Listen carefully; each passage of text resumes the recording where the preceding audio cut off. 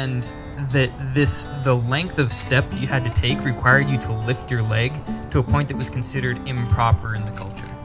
So women were showing off more of their legs than they were really felt comfortable doing. So they redesigned the pump so that you could take smaller steps. You didn't have to lift your legs as high, and then the pump was wildly successful. People bought it and used it all over the place. And it's like, this is an example of a cultural context that if you're just sitting here in the United States and designing a pump for people in Kenya, you may well come up with this great treadle pump idea. But if you're not actually seriously thinking about the actual individuals that are using it, you're going to have a hard time considering the cultural context. Another one that I like is all focuses around cooking and cook stoves. And I talked about indoor air pollution earlier, which is a huge issue, and there's literally hundreds of organizations working on trying to introduce more fuel-efficient cook stoves that generate less pollution and also require less firewood. And what's really interesting about that is that it's coming up directly against all of the traditional patterns that people have of preparing food. It's one of the most culturally ingrained things that we do, is the food that we eat and how we prepare it. So if you're designing a stove for people in Guatemala, for example, you need a flat, hot iron surface to cook tortilla on. And if you don't have that, they can't cook their traditional food, which means they don't want to use that stove. However, another stove I saw was designed for refugees in Darfur. And there they make this basic, out of, I think it's cassava, they make this porridge. And it needs a big pot that you stir really vigorously. And I saw a stove that was designed for these refugee camps. It was cheap and portable and seemed to have all these wonderful benefits. But the problem was it tipped over whenever you tried to stir something too hard. So someone hadn't really gone there and watched, hold it, how do they cook that? What are they cooking? How are they cooking it? What do they do to cook it? And how does my stove work with what they're doing? Another couple of contexts are economic. So often you hear stories of people introducing what could be a really important technology like bicycles. Bicycles are great. Bicycles are one of the most amazing inventions ever, in my humble opinion. I love to ride my bike, and it's incredible getting everywhere, and you go to the developing world and they're all over the place. And they're incredibly useful tools. But if you can't fix the bike, then it's not worth anything, because it's gonna last a week or a month or something like that, and then it's gonna rust because you don't have the right size wheels or the right size gears, or the bearings don't fit, or whatever the case may be, or the spokes aren't right. So people will try and introduce a product, and a lot of times this comes down to nonprofit or aid organizations that are giving things away. They may give away something that's really great, but if you can't fix it, it's worthless. Another one I've heard of is tractors. You'll take a tractor and you give it this amazing new tool to this farm, but as soon as something breaks in the tractor, it's done. And so not really considering the kind of economic service and repair context is another pitfall. And the last one I really wanted to talk about was affordability. And this is a really tricky and interesting one, because I was talking about people being so resource constrained, and they really are. They have very little money. So what a lot of aid organizations do is they provide subsidies. They raise a bunch of money in the United States so they can offer something really inexpensively in the developing world, which is really great, except that it really limits the ability of that product to go beyond the reach of that nonprofit or that aid organization. And then when that program runs out and the subsidy is no longer there, the product's way too expensive, you can't get repair parts, and then the whole initially great concept falls flat on its face because it didn't have the affordability and the kind of sustainability built into the product that it needed. And I guess when I'm talking about all of this, I'm saying these are the things that people aren't considering when they're developing a product. They're not really considering what it needs to meet the needs of the people there. So what is the problem with how things are being designed? The need exists. Clearly everyone's trying to meet their basic needs. But the technology is not available in a really meaningful and accessible way. And so people continue to struggle to meet their needs. And I talked about all these ones before of, health and sanitation, shelter, and all of that. That if people had the technology to meet these needs, then they would no longer struggle. And I guess this is what really compels me, is here in the United States, all of these basic needs are so easily met using technology. And I refuse to believe that it can't be just as easily met around the world. It's just a matter of thinking it through and providing something that is accessible.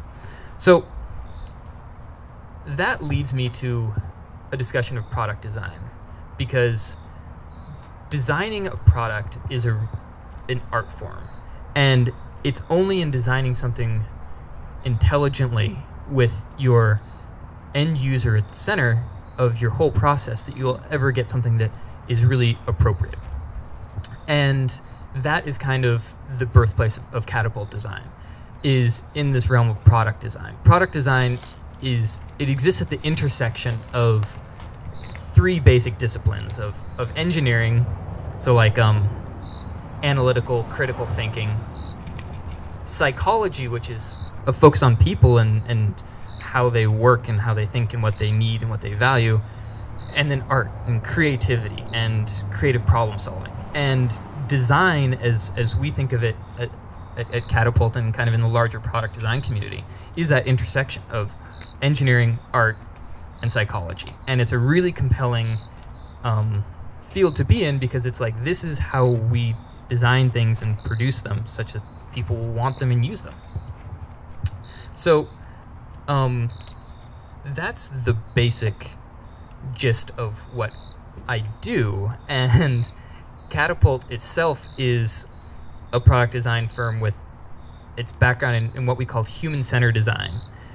And we design products for underserved communities. So all of these communities that I'm talking about are the exact people that we're working with and that we're designing for, and trying to help just develop products that use technology that already exists and packages it and presents it in a way that it's accessible. So we work with clients around the world in pretty much every continent at this point. And we work with them to develop these products, and we kind of take them through what we loosely call a design process. And that's a bit of a misnomer, because design is actually like this creative, chaotic kind of random searching and exploring and learning process that allows you to really try and get inside of the skin of the people you're designing for, and eventually develop some key insights and understandings of who you're designing for, and you work to then imbue that into a product. And that process generally begins with what we would call assessment, where you're like saying, okay, so what exactly is the problem? What is it that these people are struggling with? And what's a potential solution to that problem? There's a whole plethora of solutions, but what really seems appropriate? So we start there with our clients, and whether it be a sanitation or a shelter or an information question, really saying, okay, what's the need, and what's a whole host of potential solutions? And then we work with them to design a specific solution to that, create a number of concepts, choose the most promising one, and then prototype it, build a bunch of them and test them, get them actually out into the field of the people who will use it, and see how they use it. Do they do what I thought they were going to do with it, or do they do something totally different? You know, if I design that for cooking and they're using it for drying grain, that tells me something. You know, it tells me that, oh, there's another need that I hadn't considered, but I can now improve the design, I can change it, I can make it actually work in their lives.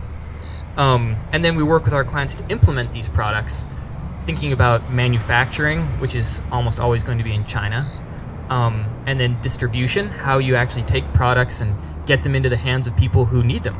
People talk a lot about this problem they call the last mile problem, of you can design a product and get it made, and you can actually get it to the country, and you can get it to the nearest town, but getting it the last mile to the people who actually need it and who actually want to use it is incredibly difficult. So thinking about all the distribution chains and channels and connections and everything along those lines. And then the last and very important component of all of this is, so you've come up with your need, you've designed a solution, you've got it into the field, but does it work? And does it actually have the result that you intended it to have? If you design something focused on the fact that, you know, 1,000 children every day are dying of diarrhea in India, which is one of those crazy statistics, is it actually working? Has incidences of diarrhea decreased in that area? So working with them to evaluate that, to actually collect data and analyze it and figure out, is it having the desired impact? And I guess that's all well and good. We go through this whole process and we're designing products for people, but how do we design those products, and how do we make them in such a way that they're going to have the desired impact. And really what it all amounts to is one of my favorite words, which is empathy. Having a really true connection and understanding of who you're trying to design for and what you're trying to accomplish, what their values are, what's important to them, what is meaningful in their lives, and where are they going to place importance, and will what you're designing actually fit in their life? Because if it doesn't fit in their life, it's not going to get used. It's not going to help them meet their basic needs, and it was all going to be an exercise. At worst, an exercise. Or no, at best, an exercise, and at worst, you're actually going to end up causing some sort of harm, and I can talk about that as well. But really what it comes down to is figuring out, learning who your end user is, developing a sense of empathy for them, and then using that to create a product that's accessible, meaningful, and desirable. So, what does that mean exactly? How do you do that? How do you generate that empathy? Because it's all well and good to say, I'm going to come up with empathy for this person. But say you wanted to do that, how would you do it? Well, we place a really strong emphasis on having a direct connection with the people we're designing for. So it's like, I need to actually go to the country. I need to spend time. I need to visit people in their home, in their workplace, in their place of worship, wherever, and watch what they do, how they do it. Try and absorb as much as I can, steep myself in their culture and in the place.